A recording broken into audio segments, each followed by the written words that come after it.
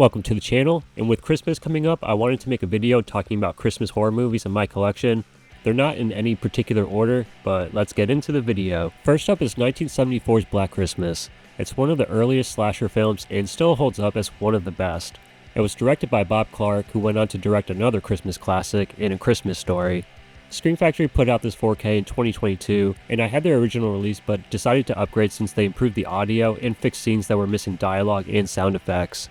They ported over all the special features that were on prior editions, and there's like over 4 hours of special features, so this is definitely the definitive version of this classic, and I'd say it's the best film in this list. I don't own either of the remakes. I've seen the one from 2006, and I remember thinking it was okay, but it's been years since I've seen it, and I didn't even bother with the most recent one. Next up is the classic Jack Frost, and not the 1998 film with Michael Keaton, but the film that came out a year prior that actually featured a killer snowman. I've watched this movie once since buying it, and it's every bit as campy as you'd expect from a film like this, but I wouldn't say it's as much of a camp classic as another film on this list. Vinegar Syndrome put this out on Blu Ray, and I think it's out of print now, but MVD has since put it back out and added new bonus features, so I may get that at some point. They also put out the sequel, which I haven't seen yet. Next is Christmas Evil, and this was a bit of a hidden gem for me when I bought it a few years ago. I was kind of expecting it to be a schlocky horror movie, but it's a bit more disturbing. It's about a guy who loves Christmas so much and even keeps tabs on which kids have been good or bad. Then he has a mental breakdown and believes he's the living embodiment of Santa and ends up going on a little bit of killing spree. He even thinks his van is powered by reindeer, which is pretty funny. Vinegar Syndrome also put this out on Blu Ray, and I believe it's still in print, and it's definitely a movie worth checking out. Next up is Krampus, and this movie has grown on me with each viewing. When I first saw it in theaters, I left disappointed, but I also had a terrible theater experience. Just some annoying kids wanted to shut the fuck up, and it just took me completely out of the movie. And I thought it really failed to live up to Michael Dougherty's prior film, Trick or Treat. I rewatched it a few years later, and I enjoyed it a little more. The one issue I still have with the movie is the comedy itself. A lot of jokes don't land for me, and I just wish the comedy was toned down a bit. Scream Factory put out this 4K back in 2021, and it came exclusively with the naughty cut, which upped the rating from a PG-13 to an R. I watched it as soon as I got it, and I couldn't even tell you what the differences were, and it didn't add much to the runtime either. They did add some new special features, and the new artwork by Devin Whitehead is pretty great. Next is Silent Night, Deadly Night, a pretty controversial film when it was released, but I think that's only because it came out in the 80s when films were heavily scrutinized for their use of sex and violence.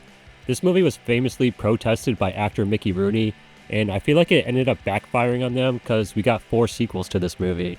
This movie is similar to Christmas Evil, where the main character has a psychological break during Christmas that stems from childhood drama, but this movie is far more of a conventional 80s slasher.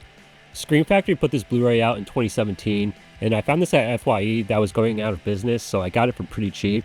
Scream Factory just put this out on 4K, and I'll wait on that till it goes on sale because I'm pretty happy with this release as it is. There's a pretty great 45-minute documentary on the film and a separate interview with Linnea Quigley, but they did add new features for the 4K, so that's the new definitive version. Next is probably my favorite movie on the list. Silent Night, Deadly Night Part 2 has become a yearly watch for me since I got this Blu-ray back in 2018.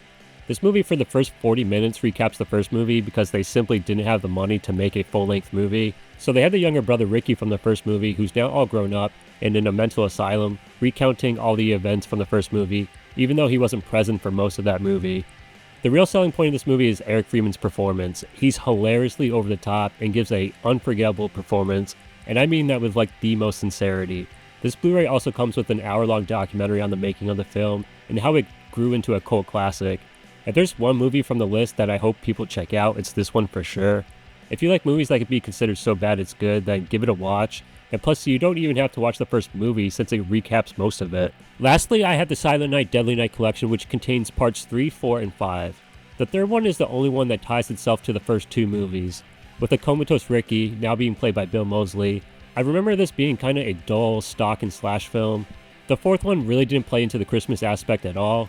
It was more about a woman who's trying to be initiated into this weird bug cult thing. It was directed by Brian Usna, and it fits in with a similar movie he made called Society, which I'll cover at some point on this channel.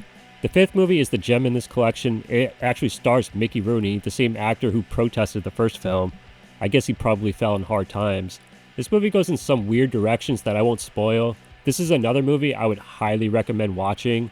Vestron Video put out this collection and they did a great job with this release. The new artwork is great and each movie comes on its own disc with newly added special features. Plus it was super affordable, it was like under 15 bucks when it was released. Thanks for watching the video. I know I'm missing a few movies and probably the biggest one is Gremlins. I have that on DVD and it's in a binder with all my old DVDs. I'll upgrade that at some point, but let me know what are your favorite Christmas horror movies and what movies should I add to my collection. I'll see you guys in the next video, but until then, have a movie time. Carpet Day!